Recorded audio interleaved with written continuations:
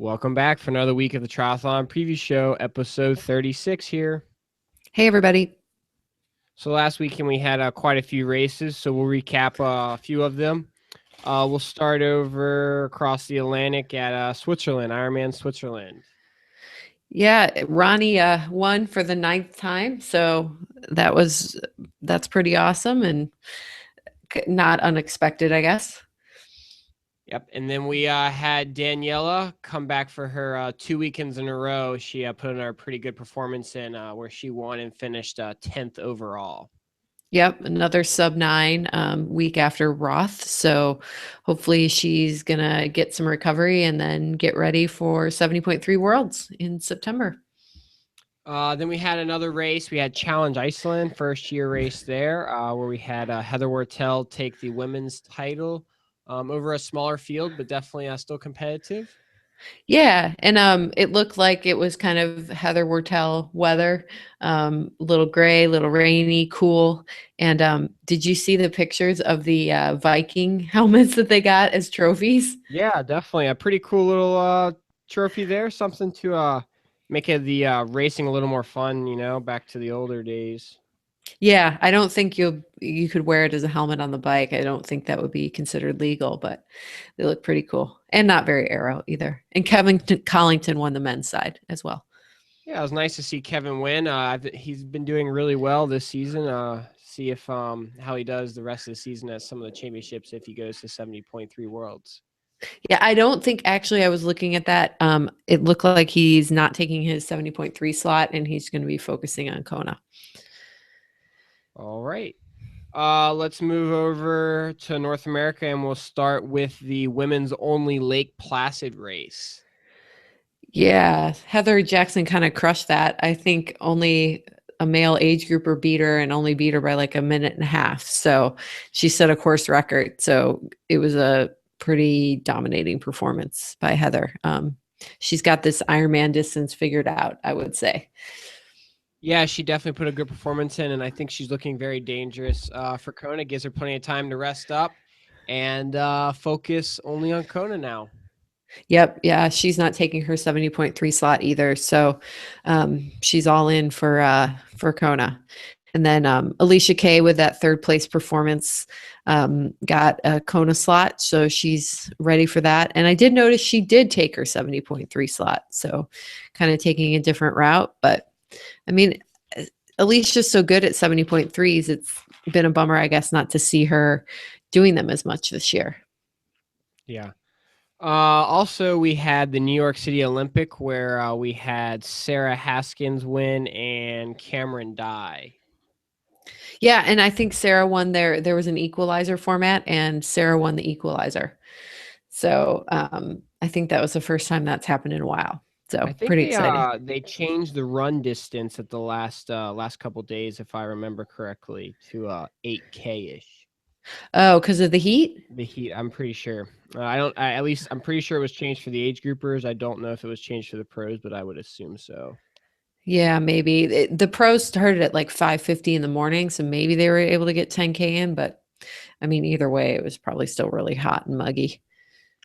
All right, we had 70.3 Calgary with Josh Amberger coming across first there for the males. Yeah, and Jen Spielander literally just won by a few seconds over Rachel McBride. It looked like it was quite the battle to the finish line. They were going back and forth the last couple of Ks, and Jen took it and then I guess promptly puked a couple times at the finish line. So she left it all out there. I think Elmore finished third in that race. Yep, ran her way onto the podium, which isn't surprising with the caliber of her run. The last big race of the weekend was Ironman Canada, where Andy Potts had a pretty good performance there. I think he led the whole race from the swim to the finish. Yeah, and his bike was really dominating. There were some strong cyclists there, and he just rode away from them, which is a good thing to see coming into, getting ready for Kona. The bike's been where he's lost a little bit of time, so maybe he's another year stronger there. And then he leaped pretty high crossing the finish line. I was actually, when I saw the picture, I was like, oh, he's got some ups for a 39-year-old. I mean, he is pretty tall too. Yeah, that's true. But he But did yeah, and he then Pedro Gomes and Trevor Wortell secured their Kona slots with their performances at Canada too. Yep. And so Trevor and Heather are both doing the double world championships. They're doing Malulaba and then they'll be heading to Kona. So exciting times, I'm sure, in the Wortel household. So that's last weekend's wrap up. A lot of races. Last weekend was at the final July KPR qualifiers. So now we're all cut off. We'll wait to see if any of those slots roll down from athletes that do not accept them. And then we have about 3 weeks left before the August qualifiers. Yeah, I think the Mont Tremblant weekends is the last qualifying weekend, and I've been kind of checking every so often on the KPR to see the queues go up. I think as people fill out their registration, so been looking at that. I mean, the one glaring person that's missing on the men's side is Andreas Raylert. He hasn't validated his spot yet. I think he's been injured, so curious to see if he's able to do that in August, or if he's just not going to be able to go to Kona this year. Lionel Sanders so far does not have a Q next to his name, and it's already a big slow twitch thread, I think. Of course. I mean, maybe it's just he hasn't filled out the registration. I don't know. Me personally, I think I would just, when I got the link in the email, I would just do it right then if I was planning to go, but maybe he hasn't checked his email in a while up there in Canada. No idea. No, I actually think he even posted a picture of it on Facebook too. It's like, complete the link, Lionel. If you don't, it'll roll down. um, We got some news from Ironman WTC, I guess, yesterday about the change in the KPR for next year. Emily, obviously you got the email, so if you want to go over it yeah. firsthand. Yeah, so there's no changes to the 70.3 scoring, but for the Ironman scoring, they only will count two 70.3 nows. Now they've counted three towards KPR scoring, and then only three Ironmans, which is the same, but only four total scores. So you could do three Ironmans and one 70.3 or two and two. But you couldn't do three 70.3s and one. Well, obviously, because you'd have to validate anyway. So I mean, we'll just have to see how much that changes things. Like I said to you, I think if they made it only two Ironman scores, you'd be funneling a lot more people to the regional championships. With three, you might, if you do Kona, you'd be able to still get by doing a P2000 race or something like that. So I think we'll just have to wait and see next year if it changes anything or not. Yeah, I mean, obviously, it will lower the points because just one less race. The points required as far as where it falls, but I don't think it'll be any major differences. You still need three Ironmans to be competitive in today's, and especially the people that go to Kona, they already got one done with high points. So if you don't go to Kona, you're still at a deficit to catch up.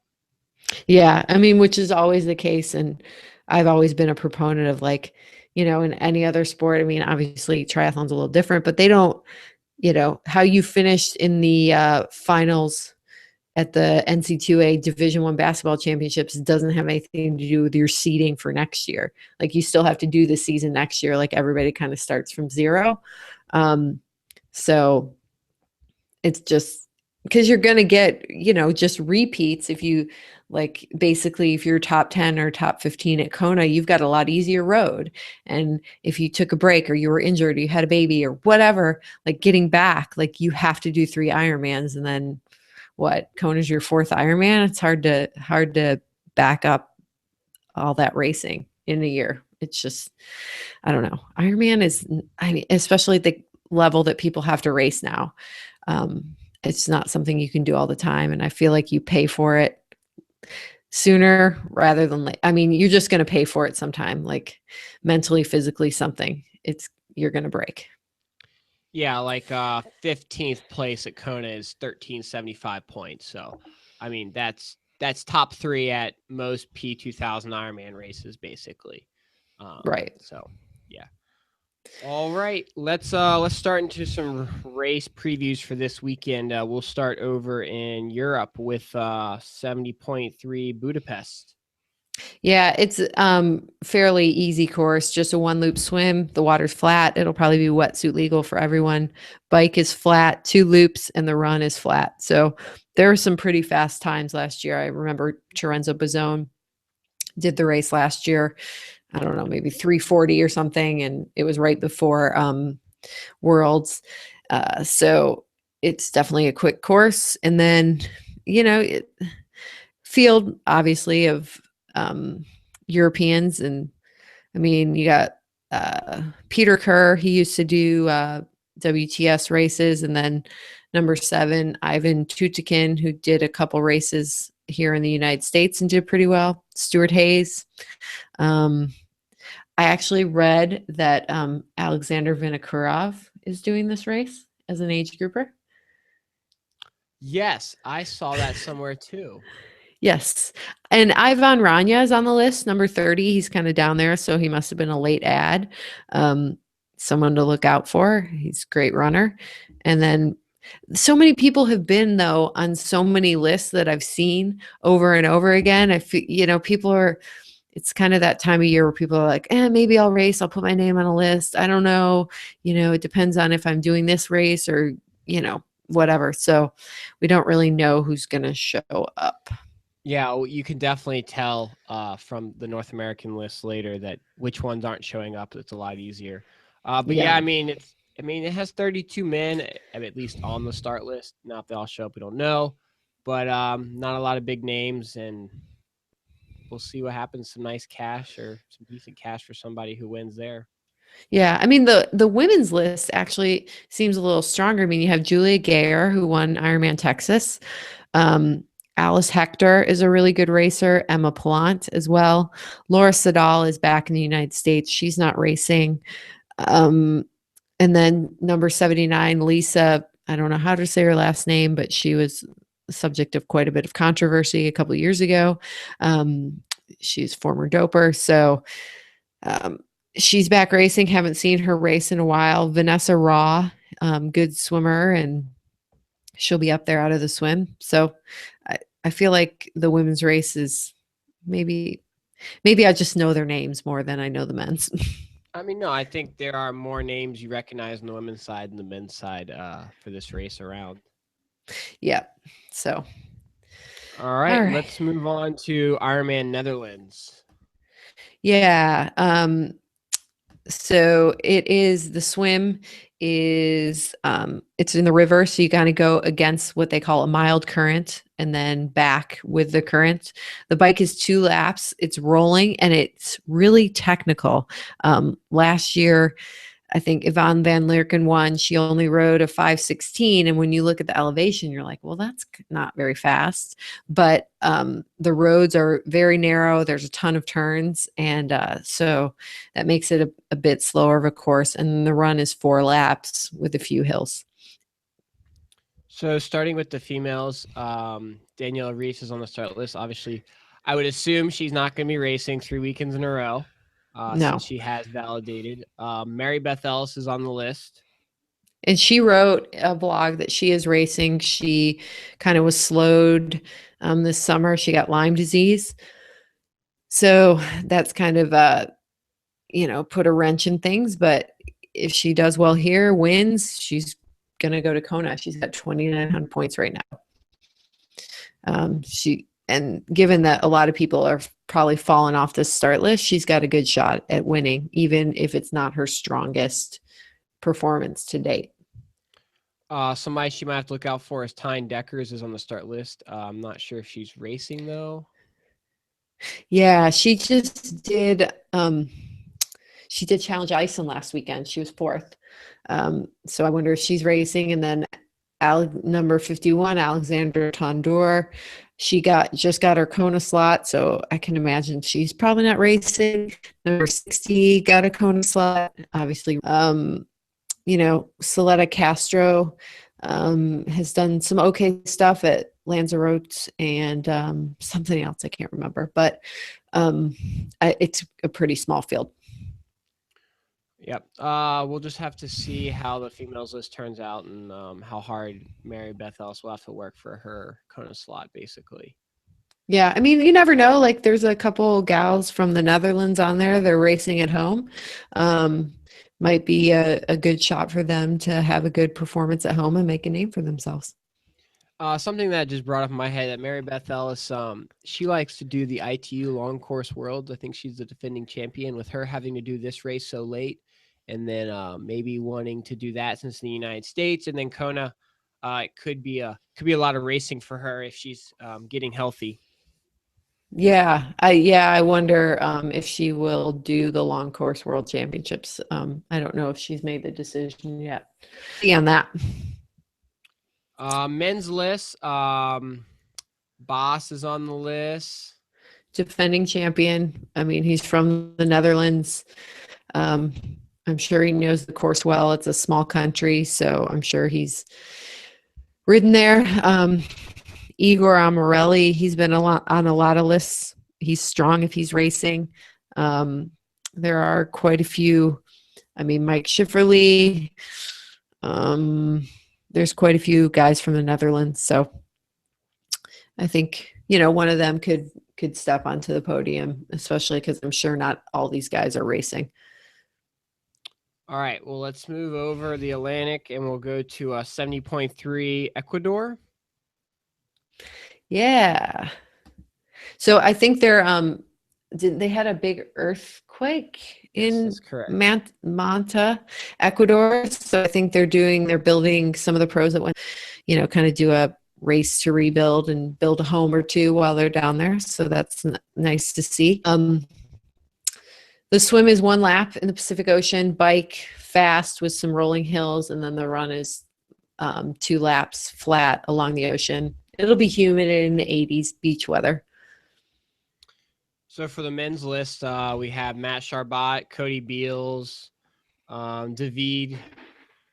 And David just won Challenge San Gil at the beginning of July.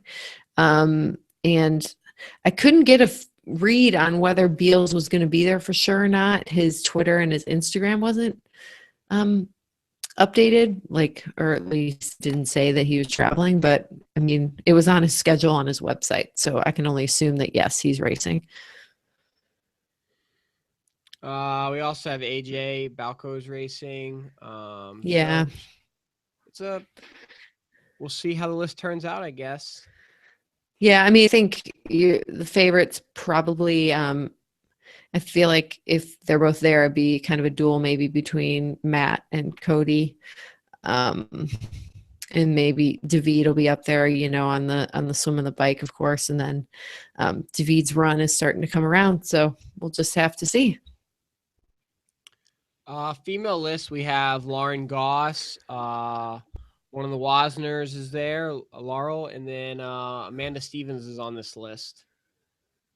Yeah, I don't think she's racing. She was on the Vineman list as well. And I think she's still kind of recovering from her injury.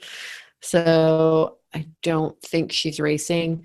Number 7, Palmira Alvarez. I think that's how you say her name. She was second at Challenge San Gil at the beginning of July. So she might be a threat. I mean, I think Laurel, and it'll probably be a duel between Laurel and Lauren. All right, let's move on to Ironman Vineman. Yeah, just over the hill for me, actually. So the swim is just 1 lap in the Russian River. It's been pretty hot here, so I'm going to assume that one will be non-wetsuit for the pros. The bike is kind of 2 loops of the 70.3 course, and it's going to get hot out there. It's been really hot here lately. Not quite as hot on Saturday, but it'll be warm. And then the run is 3 loops, and it's completely different from the 70.3 run. It kind of goes the other direction, and there's a long steady climb at the end of each loop, so you'll hit that 3 times. So that'll be a nice little stinger. So that climb plus some heat, it's not an easy course, that's for sure. All right, so starting with the females, a couple updates. Obviously, Heather Jackson's probably not racing because she just won Lake Placid. Amanda Stevens, you Mhm. mentioned.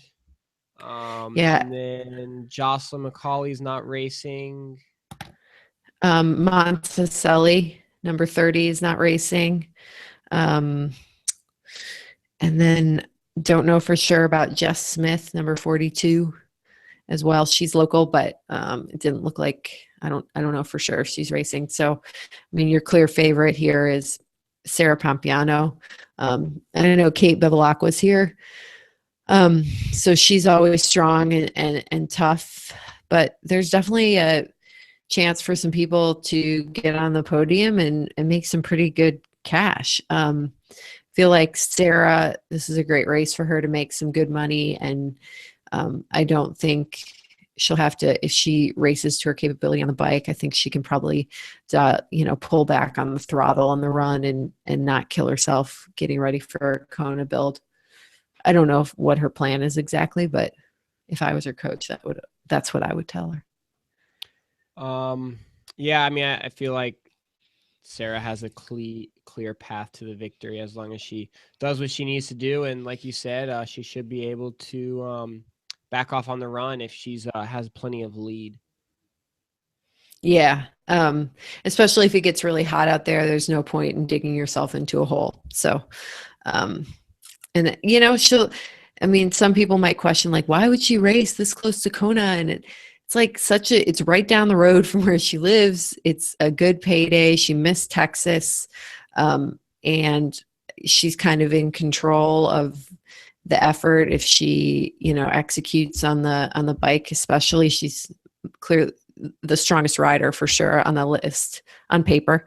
So if all goes according to plan, she'll make some good money. I'm sure some sponsor bonuses will kick in, and then, she can get ready for Kona. I mean, the thing with Kona is, like, she got 7th place last year at Kona, but that's only 14 grand. A win here is 10 grand plus sponsor bonuses. So I'm sure that's what she's thinking, and having another Ironman victory on your resume is a good thing. Yeah, definitely. I mean, for her, travel cost too is basically zero here compared to Kona. So Yeah, yeah. And I mean, it makes for easier recovery, right? Like, she'll be in her own bed probably.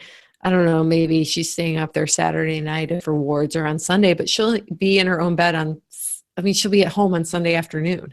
So that just makes everything a whole heck of a lot easier. So all right, moving to the men's. men. Um, we have Chris McDonald, Richie Cunningham,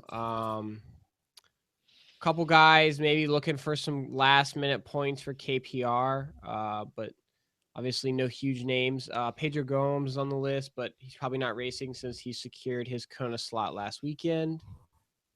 Yeah. I know Barrett Brandon has been since Vineman 70.3 training. So he's going to have he knows the course like the back of his hand and has been in the weather. So he'll definitely be dialed in. I mean, he could have a really good, this might be a race for him to get a really good performance and maybe get on the podium. Yeah, I mean, if he's on the podium, I think he probably needs a first, maybe a second, but I think a first place definitely gets him into the conversation for August KPR points if he's even thinking about Kona, or just a good payday here. Yeah, and didn't he have a really strong race? I think it was maybe at Coeur d'Alene when it was like super, super hot a couple last year. Did he maybe get 4th there? So he's Yeah. raced well in this kind of dry heat. It's not going to be as hot as Coeur d'Alene, but it'll definitely get warm. I mean, Richie Cunningham, he doesn't do a lot of Ironmans, and he hasn't had like a super, super strong one. But he could take the victory if he puts together a good race. I mean, Chris McDonald is always solid, and he'll race his own race. Like, if he's not going to get caught up kind of in the like this big group, like he'll kind of know how long generally it's going to take him to finish the course, and he'll just do it as fast as he can and kind of pick up the remains if people start to blow up.